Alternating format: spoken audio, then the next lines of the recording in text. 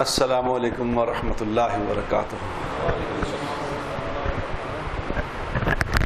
الحمد للہ الذی ہدانا الی صراط مستقیم، اللہم صلی علی محمد وعلی آلہ واصحابہ وامتہ اجمعین، اما بعد فاعوذ باللہ من الشیطان الرجیم، بسم اللہ الرحمن الرحیم۔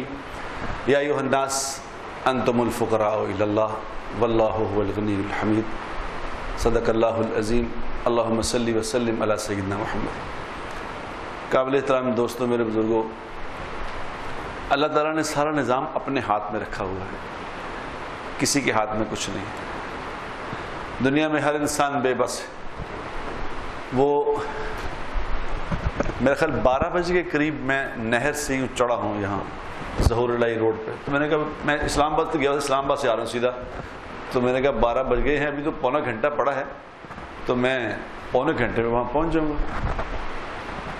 تو یہ تقریباً 1 گھنٹہ ہو گیا ہے، خود اتر کے میں لوگوں کو گاڑیاں ٹھیک کراتا رہوں گا، یار 1 منٹ ٹھہر جاؤ، 1 منٹ ٹھہر جاؤ، 1 منٹ ٹھہر جاؤ۔ تو وہ مجھے مفتی تقی عثمانی صاحب کی بات یاد آ گئی، کیونکہ حج پہ ہوتا ہے نا یہ، حج پہ جو کہ لوگ جب لگ جاتے ہیں نا وہاں سے عرفات سے مزدلفہ کی طرف، اب آپ کو 25 لاکھ لوگوں نے ٹرانسفر ہونا ہوتا ہے، 25-30 لاکھ لوگوں نے ٹرانسفر ہونا ہے، اب کتنے ہزار بسیں ہوں گی۔ اب وہ کہتے ہیں جب، کیونکہ کچھ لوگ گئے ہوتے ہیں وی آئی پی حج پہ، وی آئی پی حج، ویسے عام حج تو 3-4 لاکھ روپے کا ہو جاتا ہے، پھر ذرا اس سے بہتر حج ہے وہ 5-7 لاکھ کا، اس سے بہتر 8-10 لاکھ کا، ایک اور حج ہوتا ہے جو کوئی 20-25 لاکھ کا ہوتا ہے۔ تو وہ کہتے ہیں چاہے حج 25 لاکھ کا ہو یا 50 لاکھ کا ہو، جب بس ٹریفک میں پھنس جاتی ہے نا، تو پھر نہ بس چلتی ہے نہ بس چلتا ہے، کچھ نہیں کر سکتے آپ کھڑے ہیں، چاہے 25 لاکھ دیا چاہے 30 لاکھ دیا، کھڑے۔ یہ اللہ تعالیٰ اصل میں دکھانا یہ چاہتے ہیں کہ تم لوگ بے بس ہو، میں جو فیصلہ کر لوں گا تو تم میرے فیصلے کے سامنے تم کچھ نہیں کر سکتے۔ یہ صبر، حج بھی اصل میں صبر سکھاتا ہے۔ حج پہ اللہ نے کہا کہ بہترین حج کس کا ہے؟ بہترین حاجی کون ہے؟ لا رفث ولا فسوق ولا جدال فی الحج، جس حج میں نہ کوئی گالی گلوچ ہو، نہ کسی کو برا بھلا کہنا ہو، اور نہ لڑائی جھگڑا ہو۔ یہ بہترین حاجی یہ ہے کہ جو مطلب کیا ہے اس کا، کہ وہ پورے 5 دن صبر سے گزار دیں۔ صبر سکھایا اللہ نے حج سے کہ صبر سیکھ لو۔ یہ ٹریفک جب پھنستی ہے تو پھر پتہ چلے کہ صبر کیسی بے صبری قوم ہے۔ ہمارے اندر صبر نام کی کوئی چیز، ہماری تربیت نہیں، صبر کیسے آئے گا؟ تربیت ہی کوئی نہیں۔ میں بھی بتا رہا تھا کہ میں وہاں ابھی باہر ملکوں میں پھرتے ہیں نا، وہاں بھی ٹریفک پھنس جاتی ہے، انگلینڈ میں ٹریفک پھنستی ہے، امریکہ میں پھنس جاتی ہے ٹریفک، لیکن یہ نہیں تو کہ ادھر ٹریفک پھنس گئی تو ادھر لوگ 1 پہ جانا شروع کر دیں۔ ابھی ادھر ٹریفک پھنسی، لوگ 1 پہ آ گئے اور ادھر سے بند کر دی۔ یہ کہیں اس طرح اگر وہاں لوگ کریں تو ساری زندگی کے لائسنس کینسل کر دیں۔ ایسا نہیں، ہمیں صبر سیکھنا تھا۔ اللہ تعالیٰ نے جتنے اعمال، ابھی مجھے حج پہ کسی نے کہا کہ جی حج سے کیا مقصود ہے، حج سے کیا سیکھنا ہے؟ کیونکہ صبر کچھ بھی نہیں، کیونکہ صبر سیکھنا بڑا ضروری ہے۔ صبر کرو، ہر کام میں صبر کرو، ایک دم پینک نہ ہو جایا کرو۔ کیا ہو گیا، یہ یوں ہو گیا، یہ یوں ہو گیا، کچھ بھی نہیں ہو گیا، 1 منٹ صبر کرو، سب کچھ ٹھیک ہو جائے گا۔ اللہ چاہتے ہیں کہ تم صبر کرنا سیکھ لو۔ آج مجھے ابھی کسی سے مجھے وہ کہہ رہا تھا کہ جی یہ جو خاکے حضور اکرم صلی اللہ علیہ وسلم کی شان میں خاکے بنا رہے تھے، ایسے بد نصیب گستاخ پیدا ہوتے ہی رہنے ہیں، کوئی ہٹے تو نہیں، شروع سے ہو رہے ہیں، شروع سے پیدا ہو رہے ہیں، کوئی نئے نہیں پیدا ہوئے۔ آپ خود تاریخ اٹھا کے دیکھ لیں، جس دن سے حضور اکرم صلی اللہ علیہ وسلم تشریف لائے ہیں ایسے بد نصیب پیدا ہوئے جا رہے ہیں، لیکن اللہ کا ایک نظام ہے کہ اللہ نے ان کے بندوبست کے لیے غازی علم دین شہید بھی پیدا کیے ہوئے، وہ بھی پیدا ہوتے ہی رہیں گے، وہ پیدا ہوتے ہی رہنے ہیں۔ یہ اللہ کا کہ نظام ہے۔ تم ایک منٹ صبر کرو، ایک منٹ صبر کرو، دیکھو ذرا کیا ہوتا ہے۔ ہاں یہ اب کون خوش نصیب ہے جس کے نام لگ جانا ہے، اللہ کو پتہ ہے کہ خوش نصیب کون ہے۔ کرا لینا اللہ نے کام، کیونکہ اللہ نے جس طرح قرآن کی حفاظت اپنے ذمے لی ہے نا، جس طرح قرآن کی حفاظت اللہ نے اپنے ذمے لی ہے، اسی طرح اپنے نبی کی حرمت، اپنے نبی کی عزت اپنے ذمے لی ہوئی ہے۔ آپ یہاں باہر کھڑے ہو کے اللہ کی شان میں گستاخی کر دیں، اللہ برداشت کرے گا، لیکن اللہ کے نبی کی شان میں گستاخی کریں گے نہیں برداشت کرے گا، یہ نہیں ہو سکتا۔ وہ اللہ ہی نظام چلا دے گا اس کا۔ اللہ پاک نے ایک نظام بنایا ہے، ہم اس کو سمجھیں۔ حج پہ میں لوگوں سے یہ کہہ رہا تھا، میں کہا خدا کے لیے ہم یہ سمجھیں تو صحیح کہ مسئلہ کیا ہے، کچھ ہم بھی سمجھ لیں مسئلہ کیا ہے۔ گستاخ کس کو کہتے ہیں آپ بتائیں؟ کہ میں نے اپنے باپ نے مجھے، میرے والد صاحب ہیں، انہوں نے مجھے کوئی کام کہا، میں نہیں مانتا، کیا کہیں گے اسے؟ کیا ہے یہ؟ گستاخ ہے۔ والد کی بات نہیں مانتا، گستاخ نہیں کہیں گے۔ اب ایک تو وہ بد نصیب ہے جو نبی کو جانتا نہیں کہ نبی ہیں کون، حضور کے سلسلے کون ہے۔ غیر مسلم کو کیا پتا کہ یہ کون؟ وہ تو نبی مانتا ہی نہیں، وہ تو کہتے ہیں نبی ہے ہی نہیں، اس کا کہنا اور ہے۔ اور میں تو دیکھو میں کیا کر رہا ہوں۔ اللہ کے نبی نے فرمایا صلی اللہ علیہ وسلم کہ میرا امتی ہر گناہ کر سکتا ہے، دو نہیں کر سکتا، نہ جھوٹ بول سکتا ہے نہ دھوکہ دے سکتا ہے۔ اب اپنے ایمان سے بتاؤ، ہم سارے نبی سے محبت کے دعوے دار، ہے کسی کی زبان سے سچ نکلتا؟ جھوٹ بولنے کو بھی گناہ سمجھتے ہیں؟ جو جھوٹ بولنے کو گناہ نہیں سمجھ رہا یہ گستاخی نہیں کر رہا؟ کیا خیال ہے آپ کا کہ اللہ کے نبی تو کچھ فرما رہے ہیں، یہ کچھ کر رہا ہے؟ کس طرح نبی کے نام پہ لوگوں کو دھوکہ دے رہے ہیں بتاؤ؟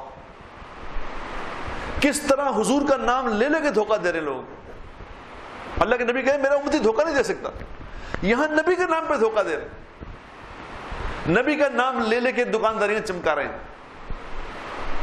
بتاؤ یہ کتنا بڑا گستاخ ہے، کتنا بڑا ظالم ہے۔ یاد رکھو میرے دوستو، یہ دنیا کی زندگی بڑی مختصر ہے، لمبی نہیں ہے، کچھ بھی نہیں ہے۔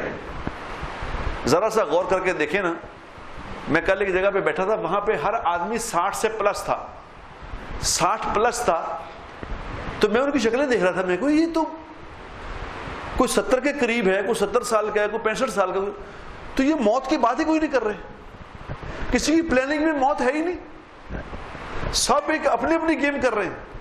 وہ پلاننگ کر رہے تھے کہ ہم یوں کریں گے، ہم یوں کر دیں گے، یوں کر دیں گے، بیچ میں موت تو ہے ہی نہیں۔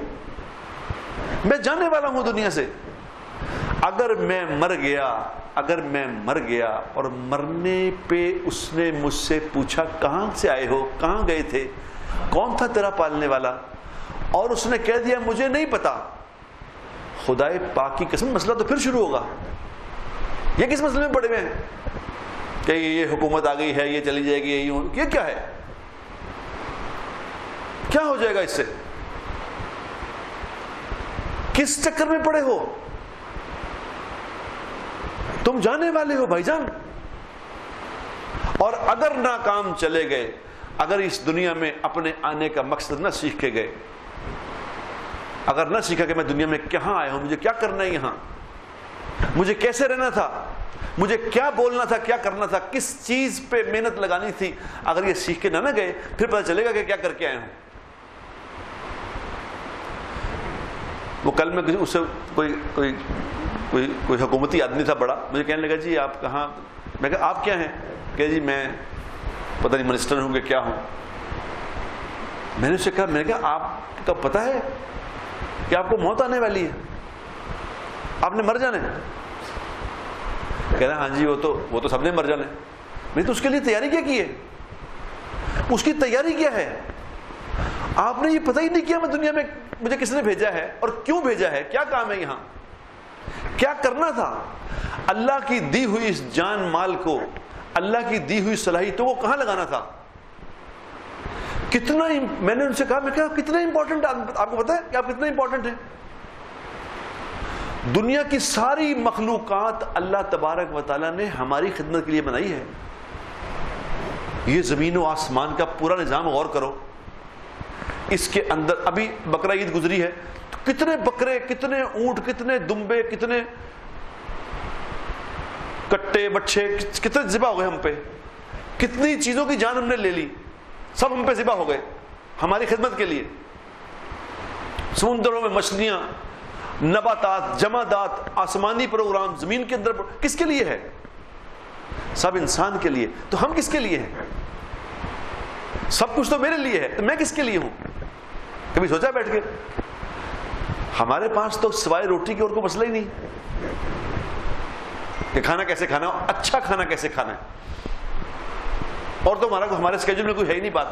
یا جو جس نے زیادہ پیسے کما لیے اس کے اسکیجول میں ہے کہ ٹھیک ہے بچے پال لو، بچوں کی شادیاں وادیاں بھی کر دو، بچوں کو اپنے اپنے گھر بنا دو، بس یہ مقصد ہے ہمارا. ہم اس کے لیے دنیا میں آئے ہیں. حضور اکرم صلی اللہ تعالیٰ علیہ وسلم کی ساری محنت کیا اس کے لیے تھی کہ تم روٹی کھا لو؟ حضور اکرم صلی اللہ علیہ وسلم نے طائف میں جو پتھر کھائے تھے اس کے لیے کھائے تھے کہ روٹی کھا لیں. حضور اکرم صلی اللہ علیہ وسلم نے جو 3 سال شہب ابی طالب میں گزارے تھے وہ اس لیے تھے کہ روٹی کھا لو. میرے دوستو، میرے بھائیوں، کتنے افسوس کی بات ہے کہ مجھے یہ پتہ ہی نہیں میں کدھر آیا ہوں، میرا کیا کام ہے یہاں، مجھے اللہ نے کیوں بھیجا ہے دنیا میں. میں انسان ہوں اور میں مسلمان ہوں. میں خالی انسان نہیں ہوں، میں مسلمان ہوں. میں لا الہ الا اللہ محمد الرسول اللہ پڑھنے والا ہوں. مجھے سمجھ تو آنی چاہیے کہ مجھے میرا بنانے والا کون ہے. میرے اللہ نے مجھے کائنات میرے حوالے کی ہے کہ جاؤ یہ تم اس کے خلیفہ ہو. انی جاعل فی الارض خلیفہ. ہم نے انسان کو اپنا نائب مقرر کیا ہے دنیا میں. نائب روٹی کھا رہا ہے صرف، بتاؤ اب سوچو تو صحیح. ضرورتیں پوری کر رہا ہے نائب. سارے اللہ کرے میرا نائب ہے. فرشتوں کے اوپر پیدا کیا اس کو، فرشتوں نے سجدہ کرایا اس کو، اور یہ کہہ رہے ہیں میری روٹی نہیں پوری ہو رہی. کبھی تو بیٹھ کے ہم سوچیں، کبھی تو ایک دن ایسا نکالیں جب بیٹھ کے سوچیں کہ میں کیوں ہوں یہاں. مجھے میرے دوستو، وما خلقت الجن والانس الا لیعبدون. اللہ قرآن میں میری ڈیوٹی بتا رہے ہیں کہ میں نے جنوں اور انسانوں کو سوائے اپنی تابع داری کے، سوائے اپنی عبادت کے لیے اور کسی کام کے لیے پیدا نہیں کیا. کہ جو میں تابع داری عبادت کیا ہوتی ہے؟ جو میں کہہ رہا ہوں وہ کرو بس. جس سے منع کیا اس سے منع ہو جاؤ. اور یاد رکھو میرے بھائیوں، میری بہنوں، میرے دوستوں، اللہ کا پورا نظام حرکت میں پتہ کب آتا ہے؟ اللہ کا پورا نظام حرکت میں اس وقت آتا ہے جب میں اللہ کی نافرمانی سے رکتا ہوں. جب کسی کام سے رکتا ہوں نا، پھر اللہ کا پورا نظام میرے ساتھ حرکت میں آتا ہے کہ اب یہ میرا بندہ بن گیا ہے. بندہ عبادت کرنے سے نہیں بنتا، بندہ نافرمانی رکنے سے بنتا ہے. جب نافرمانی سے رکتا ہے پھر بندہ بنتا ہے. پھر اللہ دیکھو، اللہ نے یہ وعدہ نہیں کیا کہ تم نماز پڑھو گے تو میرا نظام حرکت میں آئے گا، تم قرآن پڑھو گے، تم روزے رکھو. نہیں، اللہ نے کیا کہا؟ وَمَن يَتَّقِ اللَّهَ يَجْعَل لَّهُ مَخْرَجًا. تم میری نافرمانی سے رکو گے تو میرا پورا نظام تمہارے ساتھ چل جائے گا. تمہاری ہر پریشانی مشکل کا حل میں تمہیں خود بتاؤں گا. روزیوں کے نظام تمہارے ساتھ چلے گا. تمہیں زندگی میں پرسکون زندگی ملے گی.